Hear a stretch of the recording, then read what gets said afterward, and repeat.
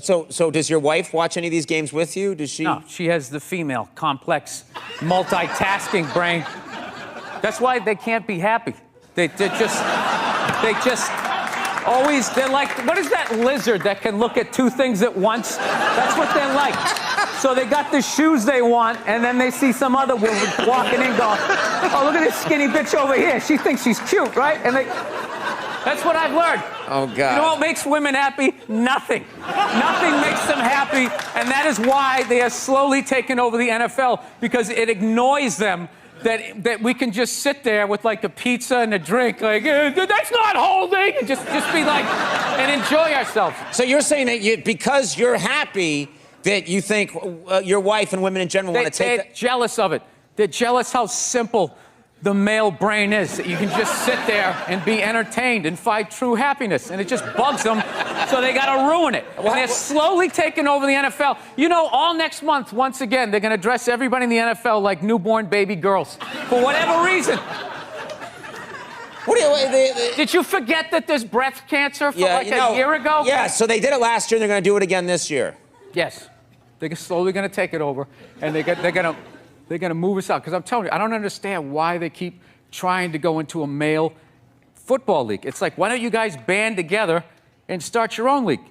Get your own thing going. But I realize they don't want their own thing. They don't want their own shit. They want our shit. I don't know what it is. And I think it's because we're happy. We're just sitting there enjoying ourselves, having a good time without them. It drives them nuts. And they just got to go in there and ruin it. So they got women's basketball. They don't even like it. They don't even like most of them they don't even like football. Like, I don't get it. I don't get like the fascination. Like, if my wife is having like 3 of her friends over, I screw. I leave. I don't need to be there and ruin it for her. I know you guys. I'm going to change the dynamic because I'm there and you can't talk about 100% female stuff. Out of courtesy, I'm going to get out of there. I'm going to leave. But they can't do that, you're saying? One guy, one chauvinistic jackass up there understands what I'm saying. He's like Edison. I don't know. He invented all this stuff that everybody... What are you talking about? But did he? Did he sit down and like, I'm going to invent the iPhone, and just sat there soldering, possibly welding, right? Didn't he have like a crew of guys helping him out? Sure, maybe he did. So why, when he went to those nerd fests, didn't he have like a chorus of scientists behind him who helped him out too? He walked out like he was Tesla. Like tapping into electricity. I'm not with you. I think he just kind of like told people what to invent. Like he just kind of came in like, I want my whole music collection in that phone. Get on it! And then all these nameless, faceless guys made it happen. Yeah. And then they have the big nerd concert, and he goes out there by himself. No belt, sneakers on. I just didn't buy it. It's a great way to tap out from the news and just, watch a game and get away from it. And now there's like all these causes are getting like attached to it. Like I was watching the World Series, and I'm in the middle of watching the World Series, and out of nowhere they have this moment, stand up to cancer. I'm watching a ball game, and all of a sudden everybody stands up holding up a sign of somebody that they either know that's dying of cancer or died of it in the middle of the game. It's just like, what are you doing? Trying to watch a game here. No, there's a time and a place. Look, I know somebody that has died of cancer. I would never go to the movies with you and in the middle of it hit pause and be like, oh, by the way, Conan, I know this guy. He died of cancer. It was horrific. I could have lifted him up off the sheet with 2 fingers. It was horrible. Hey, enjoy. Oh, by the way, I got molested when I was 9. Enjoy the rest of this. He didn't do anything to me. You know what he did for me? He raised $500 million for cancer research. That's what that lie did. Yeah, it was great.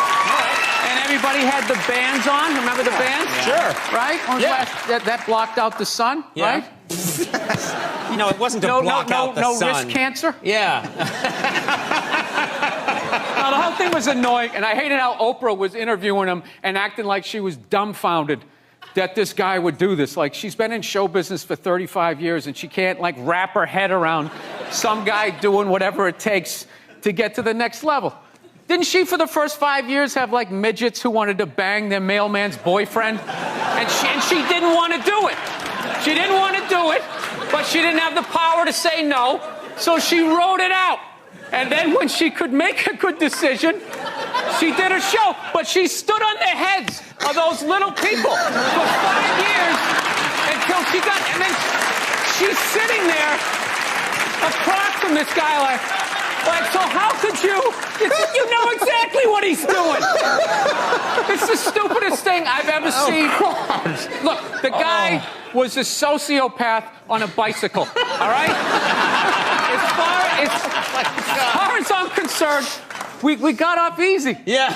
If that guy was working for a corporation, he probably would have been pouring stuff in the water supply, doing God knows what. Just keep him on the bike. Just let him go up and down the hill. He's not hurting anybody. Not hurting anybody. He isn't. And the top 20 guys, like, all tested positive for roids. So our roided up guy beat your roided up guy. Okay? And those guys who run that filthy sport, who was sitting there going like, oh, this is ridiculous. He doesn't represent cycling. Are they going to return all the money that they made off of that guy? Huh? They're going to turn in their yachts? They're not going to. They're not going to do it. Everyone turn in your yacht. Are you worried about him at all being in office? Do you think, does it concern you? I don't know. I feel like the president, you only see him like once every 3 weeks. You know? It'd be like if you were dating a chick and if she was a jerk, but you only saw her once every 3 weeks. There's like no way she could break your heart, you know? What? No, you gotta see. The immigration site to move to Canada crashed. Do you think people are going to really move to Canada? Do you think I hope so. I hope so. Yeah, there's too many people here. The rent's too high and all that. Just thin it out. Give us a little negotiating thing. And then what's going to be funny up there, it's not going to be Michael Moore's Canada. What he said, oh, you keep your doors unlocked and everybody's drinking syrup and He didn't say everyone's drinking syrup. I'm quite Talk certain. to anybody of color that tried to make it playing hockey up there. Listen to the stories they have. You'd be like, were you in Alabama? No, it was in Manitoba. Yeah, those are still white people up there. Yeah. Just because they're on the other side of the invisible line doesn't mean that they're not going to act like white people. Yeah. So you're not a big fan of Canada, is what you're saying? No, I love Canada, but I don't go up there with like this starry look in my eye, like everyone's going to be riding around on mooses, right?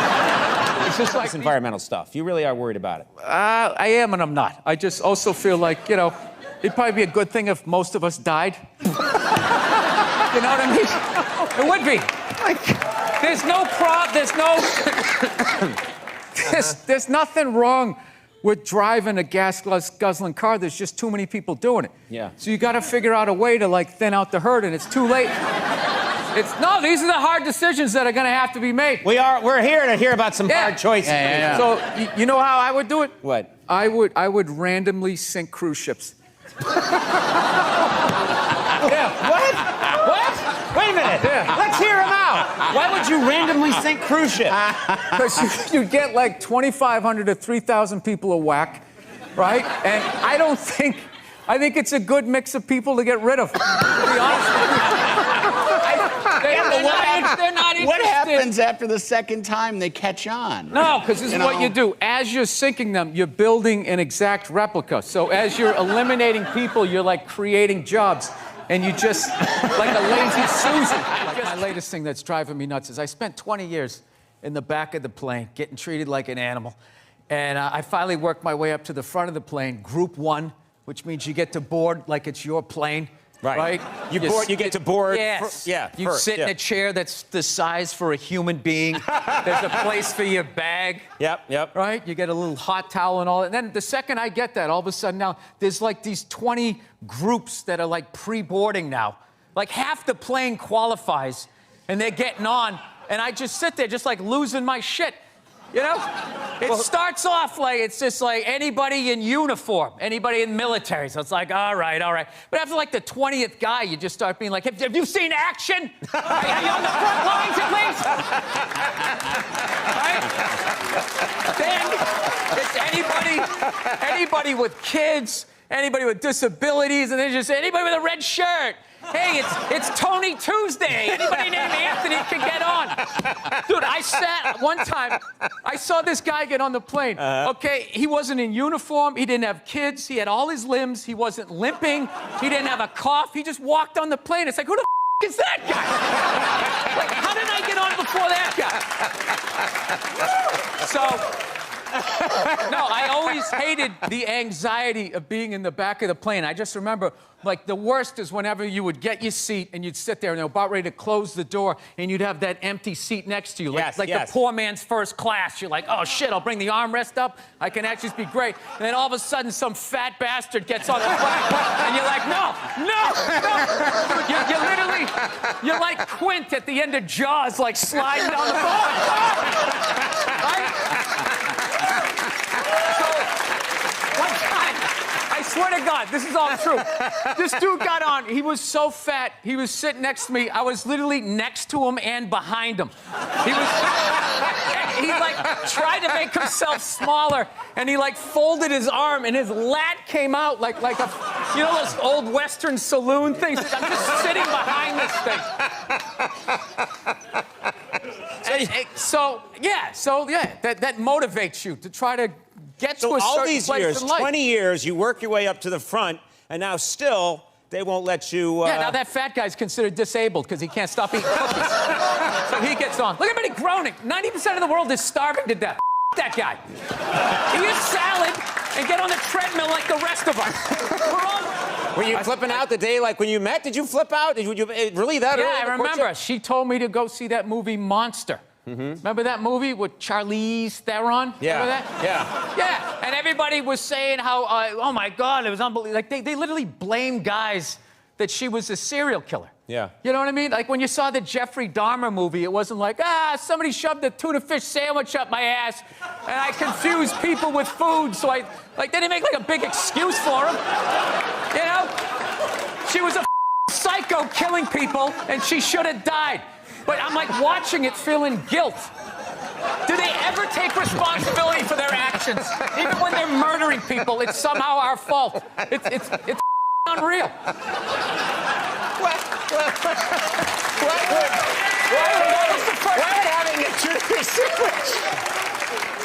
Why would having a tuna fish sandwich shoved up your butt make you want to eat people? Because another man did it. Right? So it's another person. So you equated, I don't know, sex with food? I forget how the idea went. But all I know is she laughed. When I said it, she was dying laughing and kind of saw my point. And I always hate when she says to me, she'll just be like, I just don't see where is that coming from? Where is that coming from? It's just like, honey, how many childhood stories do I have to tell you before you follow the breadcrumbs to the psycho that you married? I mean, did you ever take a psychology class like you didn't see this coming? Right. That's what it is. It's not that she says that I'm a jerk. It's just the nerve to be surprised. It's just like about annoying people. Like when people tweet, it's very easy to piss off one side. The art is you got to try to get everybody. So you tweet stuff like, Trump is such a dope, he's actually going to make me vote for a woman. Right? And then you just sit back. Intentionally. And you just watch them. You're like, that's what I wanted. That's what I wanted. You're mad that children are not being hit. There should be the threat of it. Half of it was just it was just your dad was acting like he was going to do it. He never did it, but your mother did. And because she was a woman, it was like, okay. Because it was like, hey, you let a girl beat you up, you kind of felt emasculated. Yeah. We had a rule, a lot of the stuff that I look at from when I was a kid that actually kind of made sense in a way would now be considered like abuse, I guess. Like when I was a kid, if you didn't finish your supper, as we called it. Supper, yeah. Yeah, my mother was just like, well, you're going to finish, she would just wrap it in cellophane and you just picked up where you left off for breakfast, like a blue-collar job. Like you take the shovel out of the hole and just start digging it again. So, yeah, I remember one night we had cube steaks, which is like one of the toughest pieces of meat. I don't know if you guys, everything's so like Asian-infused Wagyu beef. Everybody's eating that crap now. But cube steak was like, literally had to hit it with a hammer to make it like edible. And so we were having cube steaks. And I forget, my little brother was still in a high chair and he couldn't finish his. So my mother goes, all right, we're just going to have to eat it for breakfast. And that was like 8 hours away, which was like half his life. So he was like, all right, I'll take that deal. So the next morning, I remember we were having waffles. My mother always made Sunday breakfast. So we had all these waffles, eggs, bacon, this whole layout. My brother was looking at half-eaten cube steaks and a little mound of green bean casserole. And he goes, so he looked at my mom, he goes, Mom, can I have a waffle? And she goes, no, you got to finish your supper. He's like, well, after I finish my supper, then can I have a waffle? She goes, no, that is your breakfast. And he goes, oh, Mom, I hate you. And my dad, without looking up, took a full glass of milk and threw it in his face. Swear to God. This is what kills me. What kills me. You want everyone today to have as miserable a No, but it was kind of funny. We know what's hilarious was my mother just popped up and just immediately started cleaning up, and my dad just kept eating. Like he didn't like the roles were defined back then. Now the guy has to throw the milk, he has to clean it up while telling his wife she's brave for just sitting there. Like whatever that is. Can you hear it? Oh, I know. Women are so overrated, right? We went from we went from not listening to them to now it's ridiculous. Like that believe women. It's like all of them. How about 85%? I'll give you 87%, all right? But that last 13% that keys your car, lights your shit on fire, and puts a family pet in a pot of stew. Who put a pet in a pot of stew? Glenn Close. Oh, Close, yeah.